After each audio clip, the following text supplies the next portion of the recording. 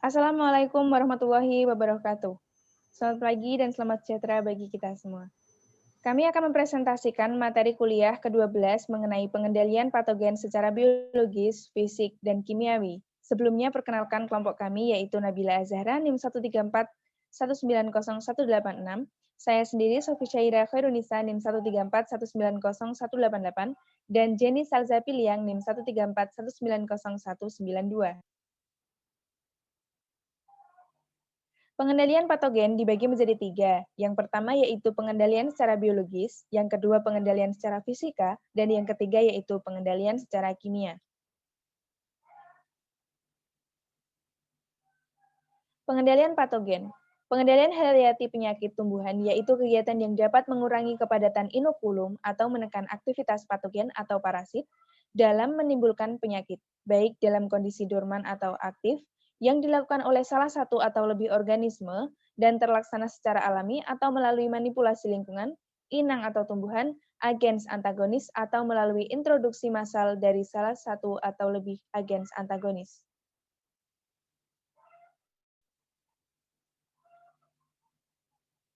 Yang pertama, pengendalian secara biologis. Pengendalian hayati adalah suatu pengendalian yang dilakukan secara sengaja memanfaatkan atau memanipulasi musuh-musuh alami untuk menurunkan populasi hama atau penyakit.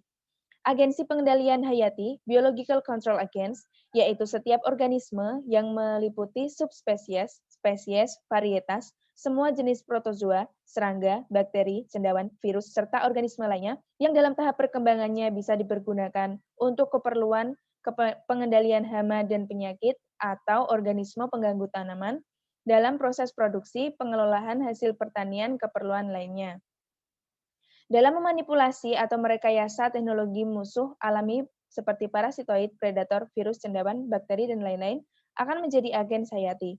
Dalam pengendalian OPT, perlu adanya campur tangan manusia dalam pengendalian hayati sebagai komponen utama.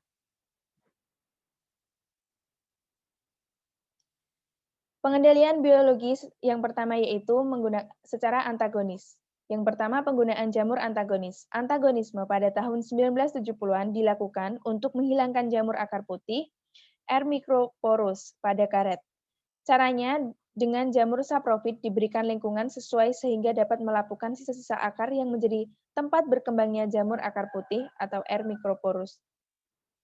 Pada tahun 1980-an, usaha ini mulai ditinggalkan dan diganti dengan pemberian belerang untuk membantu perkembangan Trichoderma sp dalam tanah yang memiliki daya antagonisme terhadap jamur putih. Trichoderma sp dan Glycladium sp banyak digunakan untuk mengendalikan jamur dalam tanah dengan cara inokulasi. Yang kedua yaitu menggunakan patogen yang tidak virulen. Pengendalian hayati juga dilakukan dengan menggunakan patogen yang tidak virulen dan bersifat sebagai kompetitor. Di Jepang, penyakit layu fusarium pada stroberi dikendalikan dengan F. fusarium oxporum non-patogenik. Busuk akar pada gula bit karena L. solani dikendalikan dengan jamur L. solani non-patogenik dan berinti 2.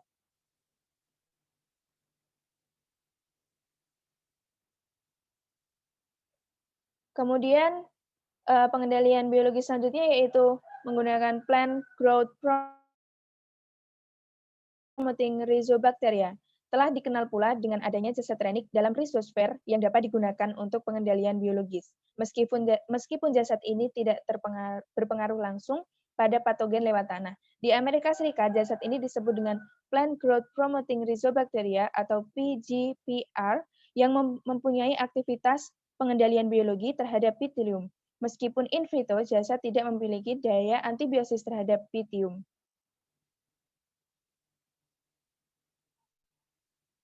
Kemudian pengimbasan ketahanan. Pengimbasan ketahanan juga disebut dengan imunitas.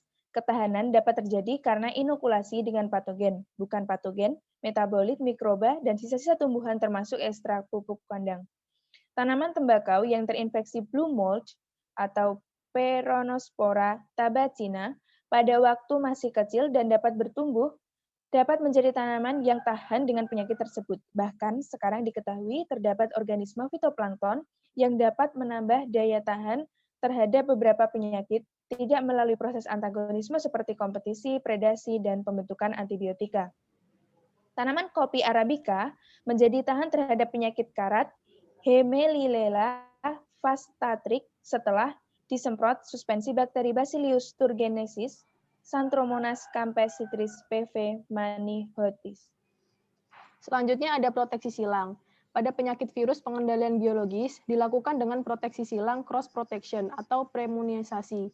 Tanaman yang diinokulasi dengan strain virus yang lemah hanya sedikit menderita kerusakan, tetapi akan terlindung dari infeksi strain yang kuat. Strain yang dilemahkan dapat dibuat dengan pemanasan in vitro, misalnya pada virus mozaik tembakau, virus mozaik ketimun, dan virus mozaik semangka. Pendinginan vivo virus mozaik kedelai, dan dengan asam nitrit virus bercak cincin papaya. Proteksi silang ini sudah banyak dilakukan di banyak negara, antara lain di Taiwan dan di Jepang. Tanaman silang. Di Jepang diketahui bahwa labu air Lagenaria ciceraya yang ditanam bersama-sama dengan bawang daun Allium vistosum kurang mendapat gangguan penyakit layu fusarium. Diduga disebabkan oleh berkembangnya bakteri Pseudomonas gladioli pada akar bawang daun. Bawang daun juga telah dicoba untuk mengendalikan penyakit layu fusarium pada tomat dan stroberi. Pengendalian penyakit pasca panen. Perawatan buah dengan organisme tertentu terbukti dapat mengurangi penyakit simpanan pada buah. Isolat tertentu, Pseudomonas aeruginosa pevelasmine, dapat mengendalikan Penicillium expansum.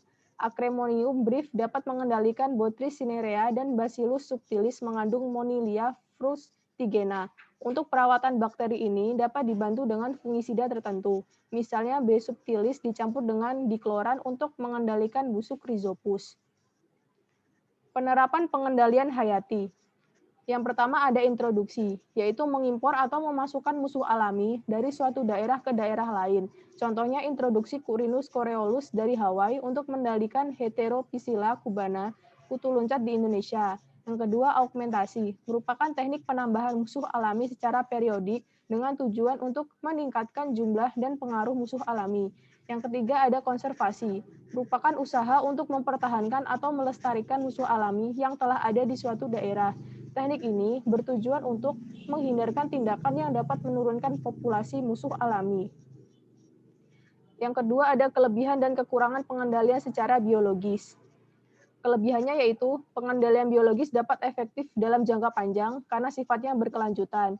Kedua, biaya lebih murah. Dan ketiga, tidak berpengaruh negatif terhadap manusia dan lingkungan. Kekurangannya yang pertama, proses pengendalian yang lambat. Dibutuhkan banyak waktu bagi agen biologis untuk mengendalikan patogen. Yang kedua, hasil pengendalian secara biologis tidak dapat dilihat dengan segera. Yang kedua adalah pengendalian secara fisika. Pengendalian secara fisika yaitu pengendalian OPT dengan cara mengubah faktor lingkungan fisik, seperti suhu, kelembapan, dan lain-lain, sehingga dapat menimbulkan kematian dan penurunan populasi OPT. Contoh pengendalian secara fisika yaitu 1. Pembakaran dan pemanasan. Suhu dinaikkan atau menghembuskan udara panas ke dalam suatu ruangan tertutup, misalnya untuk pengendalian berbagai jenis hama gudang. Sisa-sisa tanaman yang digunakan tempat istirahat atau berlindung OPT dibakar.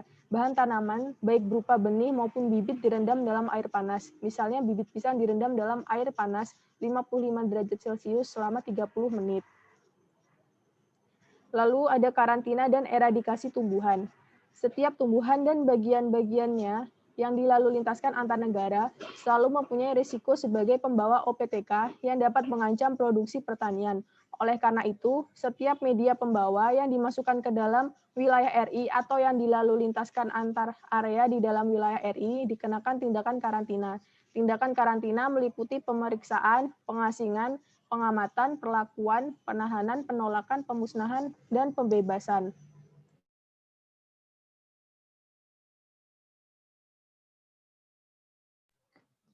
Yang selanjutnya, pengendalian secara kimia.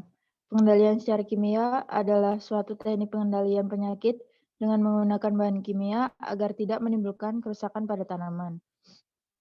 Contohnya yaitu menggunakan pestisida seperti fungisida dan bakterisida.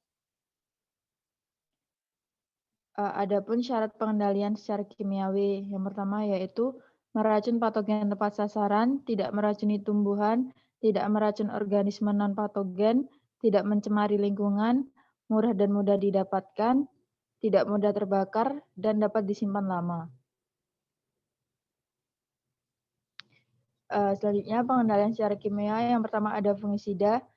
Jamur merupakan patogen yang paling penting, maka pengendaliannya dilakukan dengan fungisida. Fungisida adalah pestisida yang secara spesifik membunuh atau menghambat cendawan penyebab penyakit. Fungisida dapat berbentuk cair, gas, butiran, dan serbuk. Selain itu, penggunaan fungisida dapat digunakan melalui injeksi pada batang, semprotan cair secara langsung, dan dalam bentuk fumigan atau bentuk gas yang disemprotkan.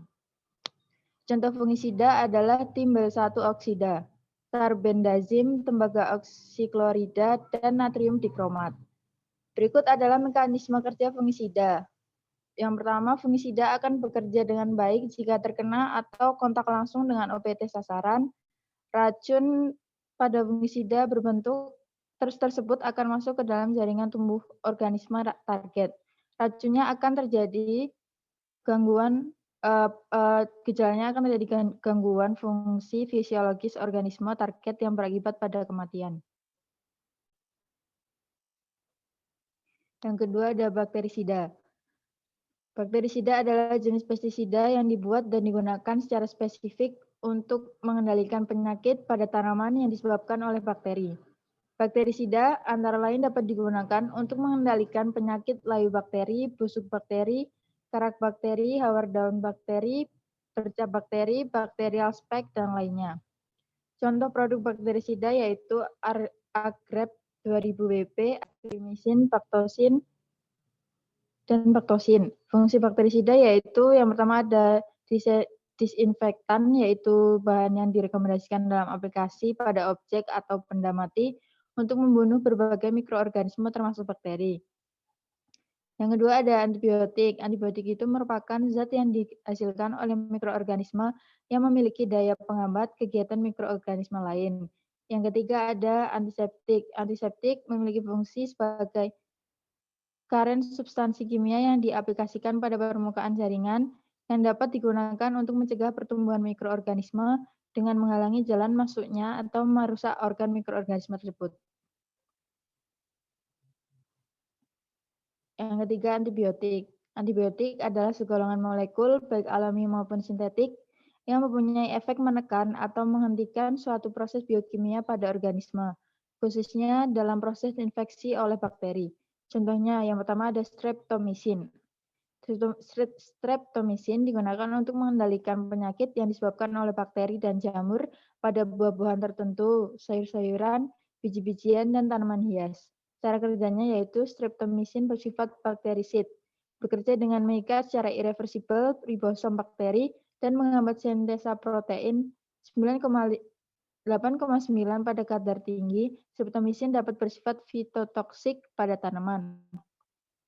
Oleh karena itu, penggunaannya cukup pada permukaan tanaman dan tidak diinjeksikan. Yang kedua ada oxytetracycline, digunakan untuk mengendalikan bakteri, jamur, dan mikroplasma. Cara kerjanya yaitu bekerja dengan menghambat perkembangbiakan sel-sel bakteri dengan mengikat secara reversibel ribosom bakteri dan menghambat sintesa protein.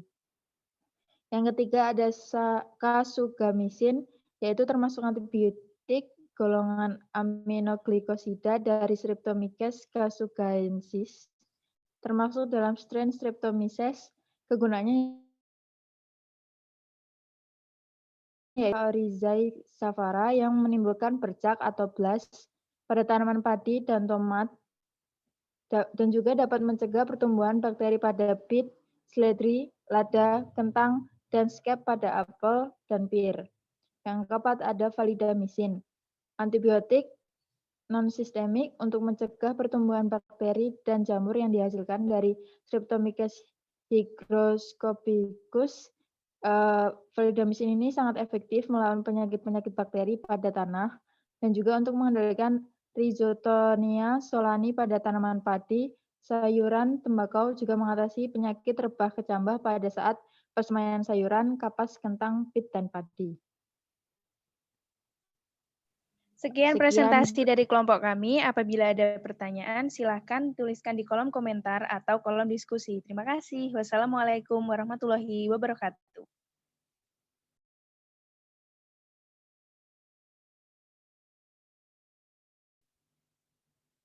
Kowe kenapa, Jen? Hah? Kowe